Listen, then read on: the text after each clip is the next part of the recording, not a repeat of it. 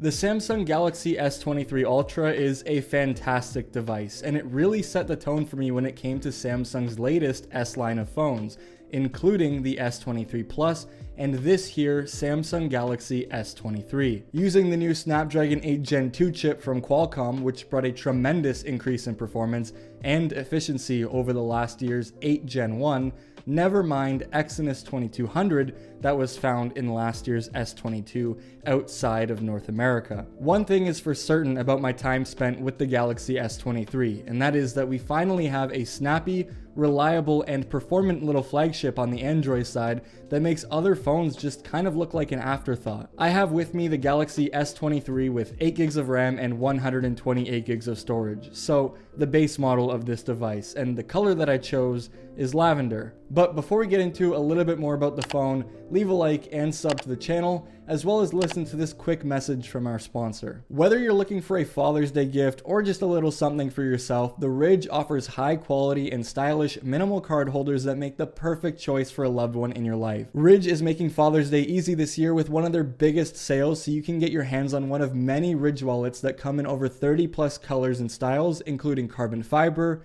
burnt titanium, forged ember, and burnt Damascus. Designed with RFID blocking materials to keep you safe against digital pickpocketers, as well as allowing you to hold up to 12 cards plus room for cash, you can also pick up the optional AirTag holder, like I have, if you're like me and tend to misplace your wallet regularly. Not to mention, if you bundle your Ridge wallet with a key case, you can save up to 30% on your order whilst holding up to 6 keys securely. With over 50,000 5-star reviews and over 3 million customers, Ridge is so confident that you'll like it that they'll let you test drive their products for 99 days so you can send it back for a full refund if you decide that you don't love it. Did I mention that they also believe in their products so much that they'll give you a lifetime warranty? Find the best Father's Day gift using my link ridge.com/valismind to save up to 40% up until July 15th. That's ridge.com/valismind to save up to 40% until July 15th. Thank you, Ridge, for sponsoring today's video. When I say that this phone has turned a tide for me,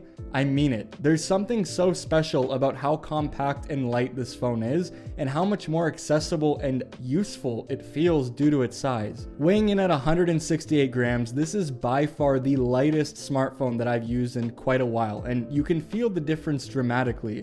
At least compared to my 14 Pro Max, the difference is night and day. No longer do I feel like I have to awkwardly balance the phone in my hand, which I just can't say about the recent flagships as they continue to get larger and larger. There's also something to be said about the subtle curves of the S23, which make actually using and navigating the phone feel super smooth. Even without a case, I don't feel like I have any sharp edges digging into my palms, thanks to it being rounded nearly everywhere. From the 4 corners to the sides of the phone, there's nothing that I can really critique about its design. The S23 is rocking a 6.1-inch Dynamic AMOLED 2X 120Hz HDR10 Plus display, which is capable of 1750 nits peak brightness. That's a lot to unpack, but in summary, it's a fantastic display. Never did I feel like the FHD Plus was limiting or not sharp enough for my liking. In fact, I found it to be quite the awesome little media machine. That 120 Hz refresh rate is also welcome,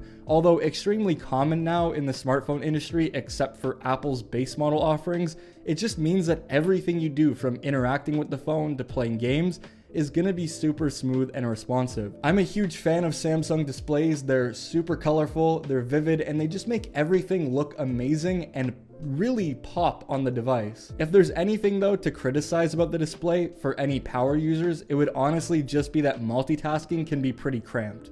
Or if you're watching a video in a floating window, there's just less real estate to interact with the rest of the device. Personally, I don't think that this is the phone that you're gonna buy if you're planning on doing a whole bunch of multitasking though. I'd opt for the Ultra if that's something that you care about, since the S Pen alone adds a ton of extra functionality to the phone and makes navigating your multi-windows much easier. Not a deal breaker by any means, especially if you're somebody who's coming from an iPhone who's never even had split view or any sort of multitasking to begin with.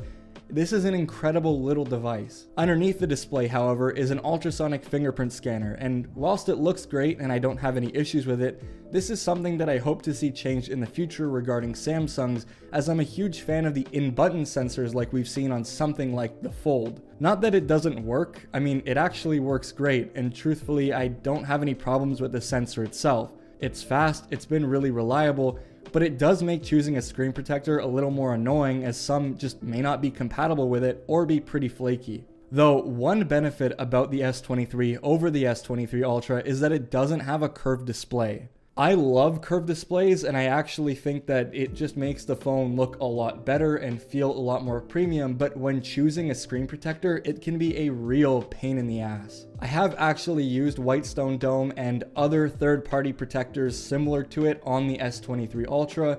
I've just found that I haven't had the best success with them, and installing them can be really difficult, especially for someone like me who's kind of a noob at that. Not to mention that if you don't do it perfectly, you're gonna have bubbles of glue that are just trapped underneath the display, and you can't get rid of it unless you take it off and start over, and those screen protectors can be upwards of $50. So at the end of the day, it's just really nice not to have to worry about something like that. There are a few key things that have stopped me from getting the base model devices, or at least smaller flagship alternatives in the past, and I'm just really happy to say that with the S23, I don't feel left out. Things like the battery, for example, whilst being only 3900 mAh compared to the 5000 in the Ultra, actually performs very well. I'm talking 6 to 8 hours of screen on time regularly. This beats out last year's S22 Ultra with the 8 Gen 1 and a larger battery. And all of that is just thanks to the efficiency improvements such as a new chip and more efficient storage and memory standards like LPDDR5X and UFS 4.0. Quick caveat though, if you do opt for the base model with the 128 gigs of storage, you are only going to be getting UFS 3.1, which isn't really a deal breaker.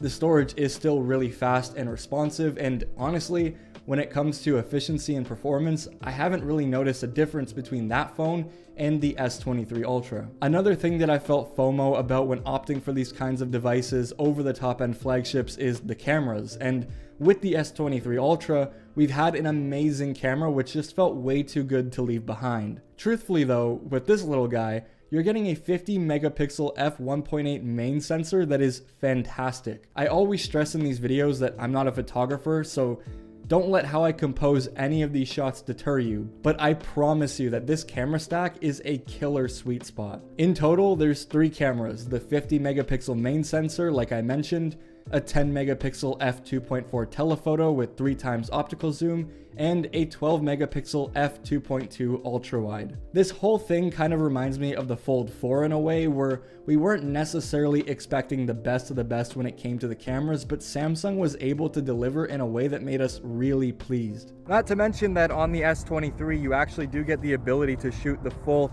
8K 30 like you do on the S23 Ultra, as well as the ability to shoot in 4K 60, which is just kind of crazy when you consider the size. Damn it. It's just kind of crazy when you consider the size of this phone. Although this phone does lack the moonshot capability with no 30 times optical zoom, while it's cool, I can't say that it's something that I've ever actually taken advantage of, so I don't really miss it. The front-facing camera is okay, it's 12 megapixels. I'm not exactly a fan of how it tends to look over-sharpened at times, but it does have dual pixel phase detection autofocus, which is a nice bonus. It is actually, however, the exact same front shooter that is on the S23 Ultra, so if you're a fan of how those images looked, it's going to be the exact same on the base S23 as well. One thing that did impress me though with the S23 was the speakers, sort of. Not to say that they're the best by any means, but they do sound better than what I expected. I've had hands-on with the S21 before, and I wasn't a fan of how it sounded at all, but I am pretty pleased with how loud it gets and how clear these stereo speakers are, despite how small the phone actually is. I mean, considering that it is using the earpiece as one of the stereo speakers, it sounds pretty good. There are some things though that have been dumbed down as opposed to the Ultra variant, which are something that I would like to see come to the S24, like 45 watt charging. The S23 is only capable of 25 watt charging wired, with 50% advertised in 30 minutes. Not bad, and given the size of the phone, I honestly think it's quite good. It's just me being kind of nitpicky here, seeing devices overseas with 180 watt plus charging. Although I think we do know why Samsung does tend to play it safe when it comes to the progression of their battery technology. It also would have nice to see this phone ship with 12 gigs of RAM as opposed to 8. Not that 8 has been an issue by any means, but considering there's a lot of feature parity when it comes to video recording and software, matching the Ultra would have just been cool to see. Some quick notes here though, of course, there's no SD card slot or headphone jack, and like I mentioned, you don't get the S Pen, nor is it compatible with one. Though, as for right now, that's pretty much all I have to say about the S23. It's a fantastic phone, and whether you're on the fence about it or looking for a new device, I have no issues recommending this to literally anyone. I'll do some more videos as time goes on with the S23, so if that's something that you really want to see, go ahead and leave a like and a sub to the channel down below. I'll see you all in the next one. Peace out.